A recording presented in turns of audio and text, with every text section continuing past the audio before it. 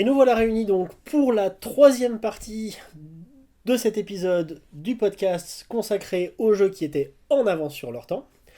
Et pour finir, univers mythique, Dragonlance, Ouais.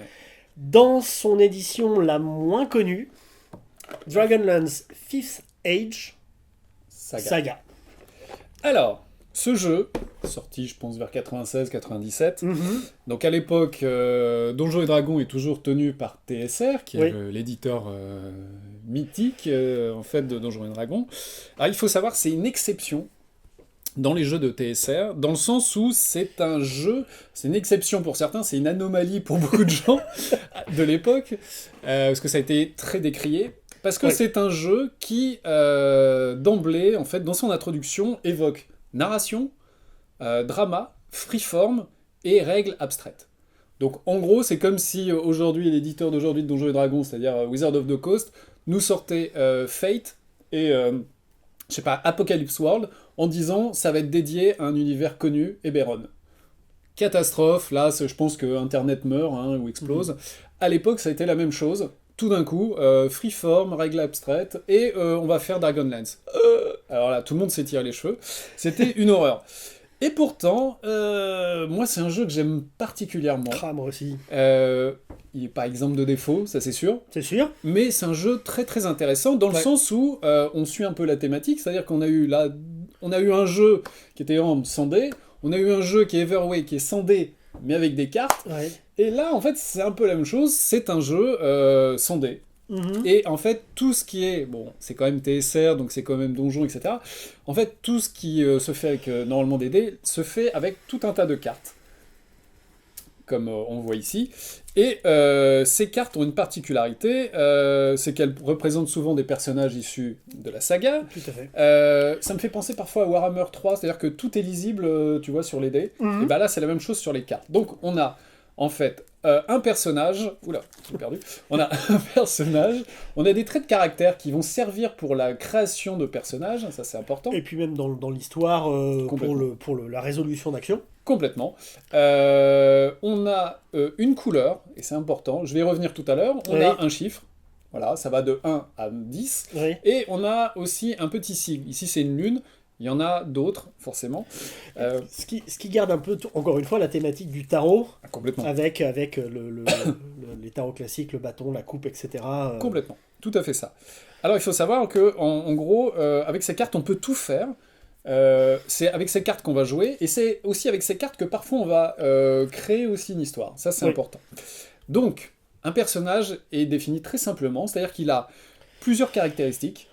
Chaque caractéristique est associée à un petit sigle, je vous les ai montrés. Donc là, par exemple, j'avais la lune.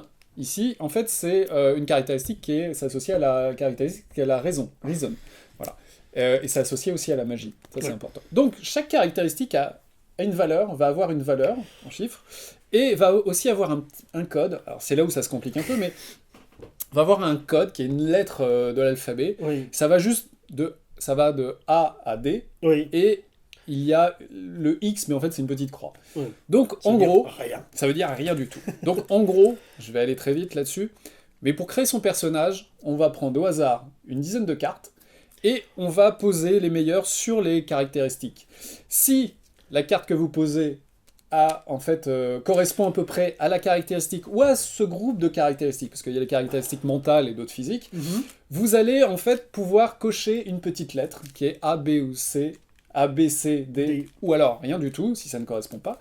Et en fait, ces lettres, ces codes, ça nous permet en fait de savoir si on va manier, quelle arme on va manier, quel port d'armure on va avoir, si on a des sens un peu aiguisés, etc. À quel point on est fort en magie. Exactement, le nombre de sorts Comment on qu'on est les aura. personnages. Enfin bon. Voilà, exactement. Donc ça va en fait nous permettre en fait C'est un de petit peu créer son un truc. niveau des compétences. Bah, c'est un peu, Les ça remplace... compétences qui sont liées aux caractéristiques. Exactement, ça remplace les compétences, ça remplace les dons, en Oui. fait, tout simplement.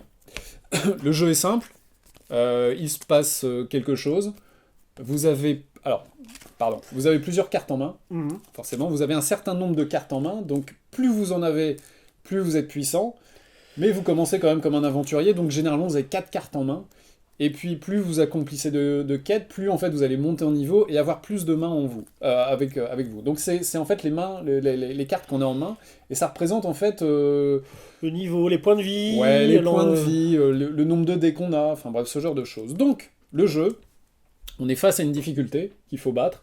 Vous prenez votre caractéristique et vous prenez une carte de votre main et vous la jouez. L'association des deux, en fait, doit battre ou faire être égale à la difficulté. Mhm. Là c'est intéressant, parce qu'on est encore une fois dans un cadre avec un hasard plus ou moins maîtrisé, Oui, puisqu'on tire les cartes au hasard. Par contre, c'est avec les cartes qu'on a dans sa main qu'on choisit comment on va résoudre l'action. C'est-à-dire qu'on peut choisir d'échouer. Eh bien oui, on peut choisir d'échouer, et même certaines cartes qui représentent le dragon, c'est des cartes où, quand on les joue, il peut se passer un retour de bâton. Donc, en fait, on se retrouve aussi sur un jeu stratégique. J'ai des cartes de différentes valeurs. Est-ce que je vais jouer, en fait, la plus forte maintenant, ou est-ce que je vais jouer la plus faible, en sachant que, dès qu'on en joue une, on en repioche une. Mais je ne sais pas sur quelle carte je vais tomber après. Donc, il y a une sorte de petite tactique à avoir là-dessus. Il y a quelques petites règles supplémentaires pour jouer plusieurs cartes. Pour jouer plusieurs cartes, il y a aussi des règles qui font que si vous jouez une carte et qu'en fait son cycle correspond à la caractéristique, vous avez le droit de repiocher une autre carte et de la jouer, et puis voilà, directement. Donc on se retrouve aussi avec comment je pourrais dire, les réussites, je vais y arriver, les réussites ou les échecs critiques grâce à ça. Grâce à ça. Ça qui est marrant. Deuxième chose, c'est que en fait ces cartes, de temps en temps pour le MJ, elles peuvent servir pour dire oui, non ou peut-être. Ça sert parfois, en fait, on se dit, tiens, je sais pas, un joueur propose quelque chose, le MJ ne sait pas trop, il prend une carte au hasard, et suivant en fait la couleur, il y a une petite couleur, ça correspond en fait en plus aux lunes de Dragonlance. Oui. Il va pouvoir dire oui, non, et ce qui est intéressant, c'est qu'il y avait ça à l'époque, c'est le oui, mais. Ça, qu'on retrouve maintenant dans plein de jeux. Tout à fait. Il y avait déjà ça à l'époque, ça qui est bien. Qu'est-ce que je pourrais ajouter ? Pas de XP ? Non. Absolument pas de XP. Ce qui est important, c'est qu'en fait, c'est lié... j'ai envie de dire le drama, c'est lié en fait à l'histoire. C'est-à-dire qu'en fait, à un moment donné, on va arriver à un pivot de l'histoire. Alors, un pivot de l'histoire, c'est... dans Dragonlance, ça peut être le moment où il retrouve en fait les dieux. Ça peut être la fameuse bataille dans la haute tour de sorcellerie, ou enfin du clerc, du clériste. Ça peut être ce genre de choses, et en fait, c'est une fois qu'on a franchi en fait ces étapes, on monte en gros d'un niveau. C'est tel qu'il l'exprime pour simplifier, c'est une quête accomplie, c'est noté, et tous les N-quêtes, on a un niveau supplémentaire. Ce qui est amusant, c'est qu'à l'époque, pour Alternity, le système d'évolution que TSR avait choisi pour leur AD 2.5 dans l'espace, c'était d'utiliser aussi le nombre de scénarios comme unité de montée de niveau. Exactement, et c'est ça qui est très intéressant. Alors, il y a deux choses à savoir, c'est que le jeu, dans sa présentation, c'est une boîte, elle est un peu cheap. Toutes les boîtes, alors ils ont sorti que des boîtes, c'était des petites boîtes, toutes elles étaient très fragiles. Oh, c'est clair. Les règles, elles sont bien, ça tient sur peu de pages. Par contre, en fait, c'était jamais assez complet. Donc, en fait, il fallait, à un moment donné, ils ont sorti le Saga Companion, qui est absolument génial et qui, en fait, rajoute plein de choses pour les règles. C'est-à-dire que ça rajoute des espèces pour jouables. Ça rajoute aussi des rôles, ça c'est important, qui sont un peu l'équivalent de classes de personnages, et il y en a des dizaines et des dizaines. Et on peut jouer vraiment ce qu'on veut. C'est un bonheur. Des règles, des options supplémentaires qui, au final, ne devraient pas être des options, mais... qui doivent faire partie intégrante des règles. Ils ont sorti aussi un bestiaire qui est juste magique. C'est un des plus beaux en fait, qui nous a été donné de contempler. C'était vraiment magique.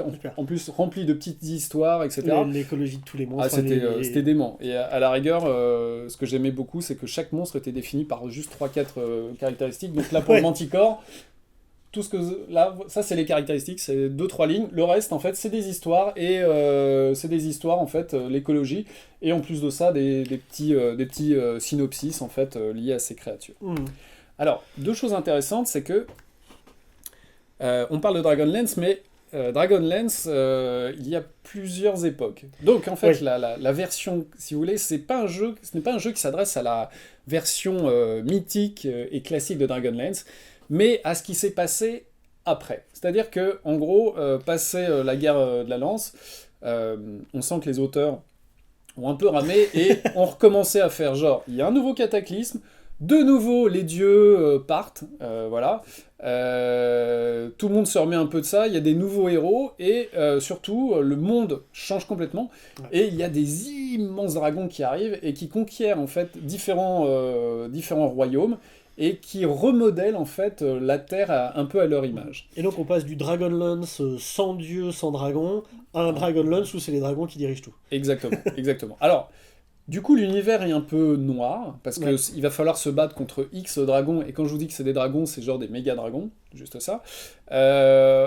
C'est pas comme ça, c'est pas forcément un univers que j'aime beaucoup, parce qu'il va continuer à évoluer dans le sens où les dieux, à un moment donné, ça c'est un peu plus tard, vont revenir, et puis ils vont de nouveau repartir. Enfin, depuis, en fait, les auteurs ne savent pas gérer Dragonlance. Mais à l'époque de la boîte, c'est l'arrivée de ces grands dragons, c'était tout frais. Et ça donne un aspect au niveau background, ça donne un aspect au jeu qui est juste génial.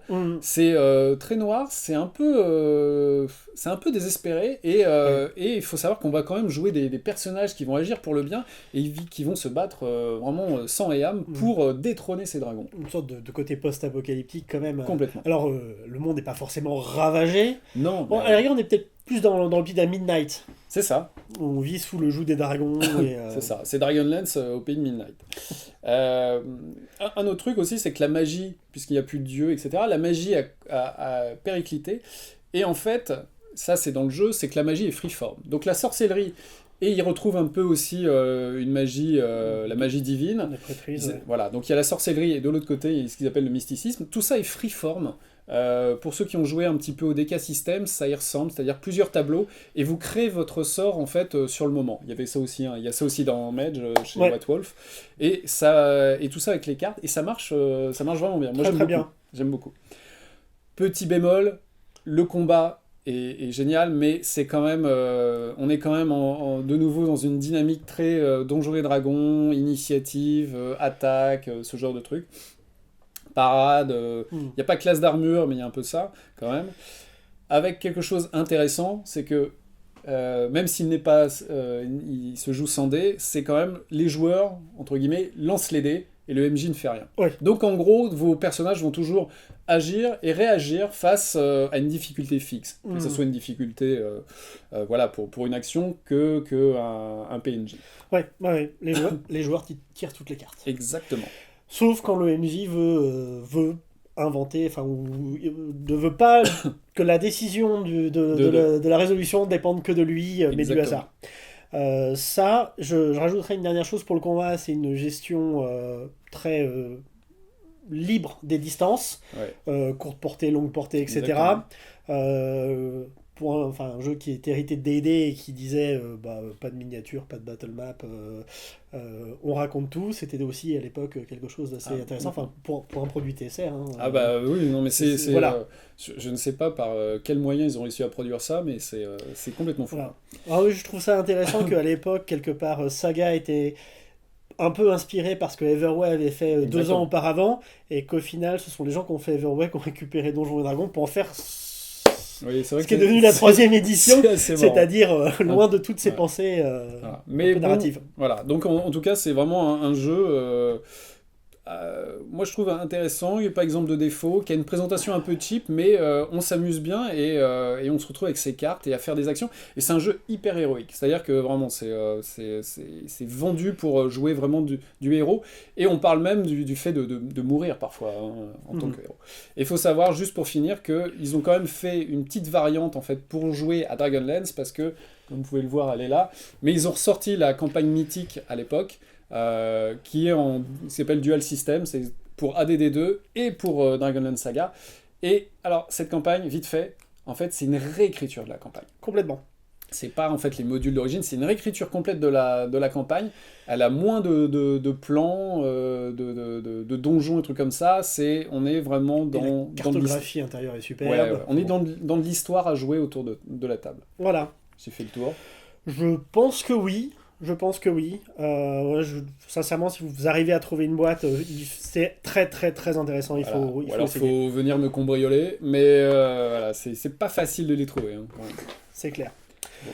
Ben voilà, je pense qu'on a fait le tour. Exactement, on va souhaiter de bonnes fêtes à tout Bonne le fête monde. à tout le monde. Profitez-en bien, pas trop. Ne faites rien qu'on ne fera à votre place.